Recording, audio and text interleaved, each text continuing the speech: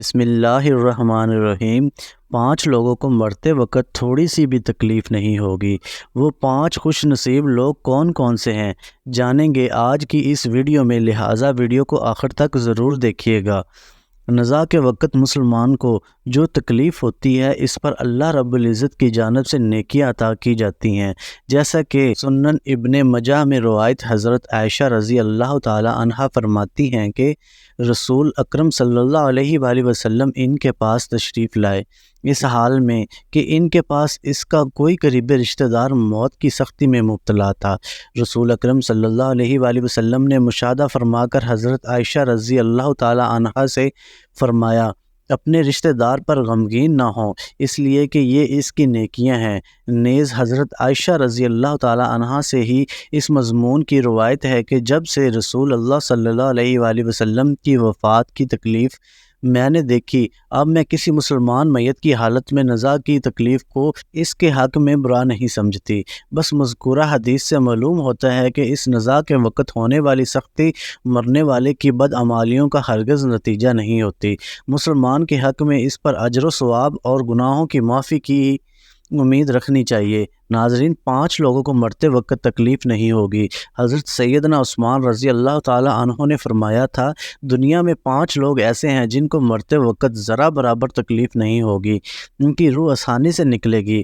حالت نزاع میں انسان کی آدھی روح اندر ہوتی ہے اور آدھی روح باہر ہوتی ہے، اور بندہ شدید تکلیف میں ہوتا ہے۔ اس وقت انسان کو پیاس اتنی لگتی ہے کہ انسان یہ چاہتا ہے کہ سمندر کا پانی پی جاؤں، اور اگر 7 سمندر کا پانی وہ پی بھی جائے پھر بھی اس کی پیاس کبھی ختم نہیں ہوگی۔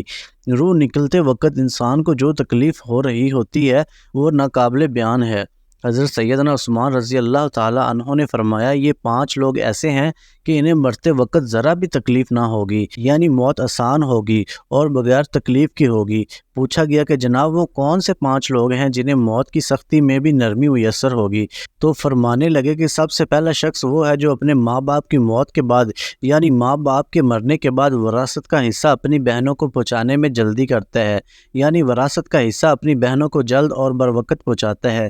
ایسا نہ ہو کہ بہن کے بچے بھوک سے بلکتے رہیں اور تم بہن کے ہاتھ پر قبضہ کیے بیٹھے رہو، اور بہن اس انتظار میں رہے کہ میرا بھائی کب مجھے میرے ماں باپ کی وراثت میں سے حصہ دے گا۔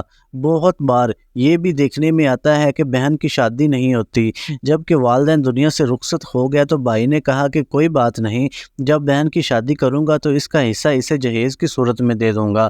یاد رکھیے گا، اسلام میں بہنوں کو جہیز دینا فرض نہیں بلکہ ان کی وراثتی حق دینا فرض ہے۔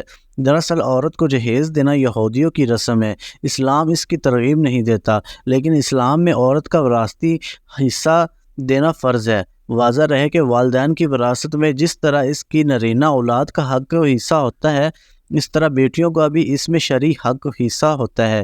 والدین کے انتقال کے بعد ان کی وراثت پر بیٹیوں کا خود تنہا قبضہ کر لینا اور بہنوں کو اس کی شرعی حصے سے شرعی حق سے محروم کر دینا ناجائز اور سخت گناہ ہے۔ بھائیوں پر لازم ہے کہ بہنوں کو ان کا حق و حصہ اس دنیا میں دے دے، ورنہ آخرت میں دینا پڑے گا۔ آخرت میں دینا آسان نہیں ہوگا۔ حدیث مبارکہ میں اس پر بڑی وعیدیں آئی ہیں۔ حضرت سعید بن زید رضی اللہ تعالی عنہ فرماتے ہیں، رسول اللہ صلی اللہ علیہ وآلہ وسلم نے فرمایا، جو شخص کسی کی بالشت پر زمین بھی از درہ ظالم لے گا، قیامت کے دن 7 زمینوں میں سے اتنی ہی زمین اس کے گلے میں توق کے طور پر ڈالی جائے گی۔ ایک اور حدیث مبارکہ میں ہے، حضرت انس رضی اللہ تعالی عنہ فرماتے ہیں، رسول اللہ صلی اللہ علیہ وآلہ وسلم نے فرمایا، جو شخص اپنے وارث کی میراث کاٹے گا، یعنی اس کا حصہ نہیں دے گا، تو اللہ تعالیٰ قیامت کے دن اس کی جنت کی میراث کاٹ لے گا۔ یاد رہے کہ جہیز کی رسم اسلام کی رسم نہیں بلکہ یہودیوں کی رسم ہے، اور اس کا سب سے بڑا گناہ ہے کہ جس طرح یہودی کی عورت کو بغیر جہیز کے کوئی شخص قبول نہیں کرتا تھا، اسی طرح آج اسلام میں بھی عورتوں کی شادیوں میں سب سے بڑی رکاوٹ جہیز ہے۔ غریب آدمی کی بیٹی بیٹھی بیٹھی بوڑھی ہو گئی کہ جہیز کا کوئی بندوبست نہ ہو سکا۔ اسی طرح اگر کوئی شخص یہ کہے کہ میں اپنی بہن کا وراثتی حصہ تو نہیں دے سکتا، البتہ جب اس کی شادی کا وقت ہوگا تو جہیز دے دوں گا، لہٰذا فرمایا گیا کہ بہنوں کو بر وقت حصہ دینے والے کی روح موت کے وقت بڑی آسانی سے نکلتی ہے۔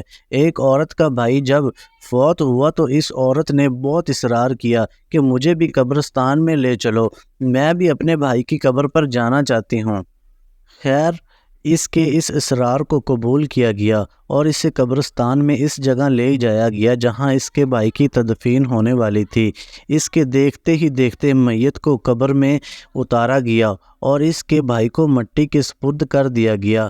جب دعا کی باری آئی تو تمام عزیز و اقارب کے سامنے اس روتی ہوئی بہن نے آسمان کی جانب اپنے ہاتھ اٹھائے اور آسمان کی جانب دیکھا۔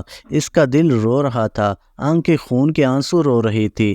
اس نے ایک ایسی دعا کی کہ لوگوں کے مردہ ضمیر کو جگا دیا۔ روتی ہوئی بہن نے آسمان کی جانب اپنے ہاتھ اٹھائے اور آسمان کی جانب دیکھا۔ اس کا دل رو رہا ہے، آنکھیں خون کے آنسو رو رہی تھی۔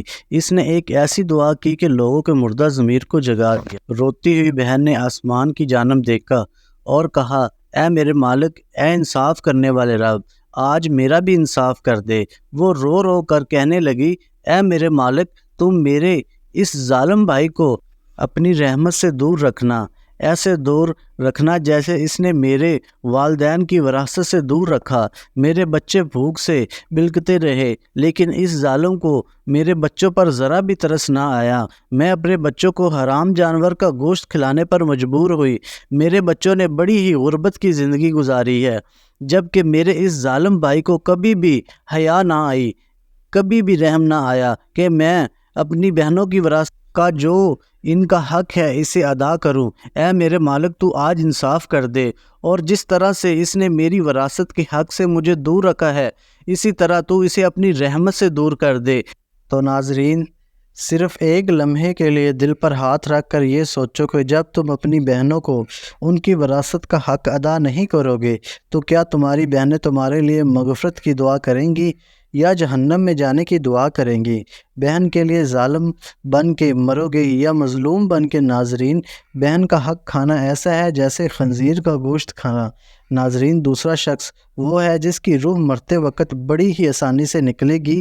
فرمایا کثرت سے صدقہ کرنے والا شخص، یعنی ایسا شخص جو اللہ اور رسول اللہ صلی اللہ علیہ وآلہ وسلم کی رضا کے لیے اپنے مال و دولت میں سے یوں صدقہ کرتا ہے کہ جب وہ اپنے ایک ہاتھ سے کسی کو دیتا ہے تو دوسرے ہاتھ کو پتہ بھی نہ چلے۔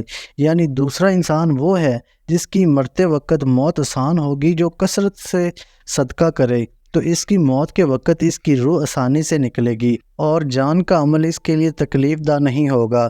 نمبر 3، ایسا انسان جو اپنی فیملی سے اچھا سلوک کرنے والا ہے، یعنی اپنے ماں باپ، بیوی بچوں اور بہن بھائیوں سے نرم دلی کا رویہ رکھنے والا ہے، اپنی بیوی بچوں سے پیار کرنے والا ہے، حلال کا لقمہ کما کر اپنی بیوی بچوں کو کفالت کرنے والا ہے۔ بزرگان دین فرماتے ہیں کہ جب رزق تنگ ہونے لگے تو دسترخواں کو وسیع کر لیا کرو، یعنی اپنی بیوی بچوں پر خرچ کرنا بھی صدقہ ہے، انہیں کھلانا پلانا صدقہ ہے۔ لہٰذا ایسا شخص جو اپنی فیملی پر خرچ کرتا ہو اور ان سے حسن سلوک کرتا ہو تو جب وہ دنیا سے رخصت ہوگا تو اس کی روح نکلنے میں آسانی ہوگی اور اسے کوئی تکلیف نہ ہوگی۔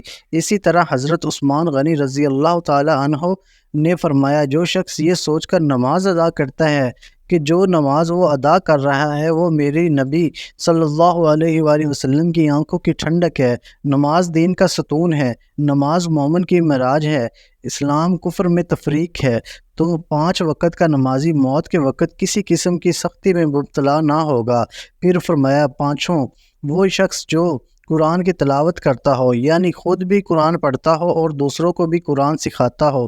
پھر فرمایا راتوں کی تنہائیوں میں اٹھ کر قرآن پڑھا کرو اور قرآن پڑھتے وقت رویا کرو۔ فرمایا کہ اگر رونا نہ بھی آئے تو رونے کی کوشش کر لیا کرو۔ حضرت داتا علی اجویری گنج بخش رحمۃ اللہ علیہ سے کسی نے پوچھا کہ حضرت اگر رونے کی کوشش بھی کریں اور پھر بھی رونا نہ آئے تو پھر کیا کریں؟ تو فرمایا کہ پھر اپنے مقدر پہ رویا کرو۔ کیا تم اتنے سنگ دل ہو گئے ہو کہ تمہاری آنکھیں آنسو بھی نہیں بہاتی؟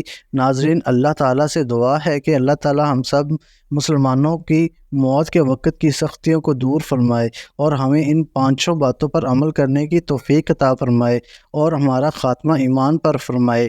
آمین یا رب العالمین۔